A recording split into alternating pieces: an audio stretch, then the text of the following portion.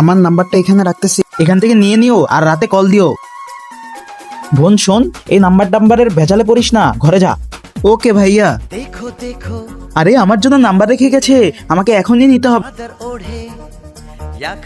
অবশ্যই কল করবো প্রিয়।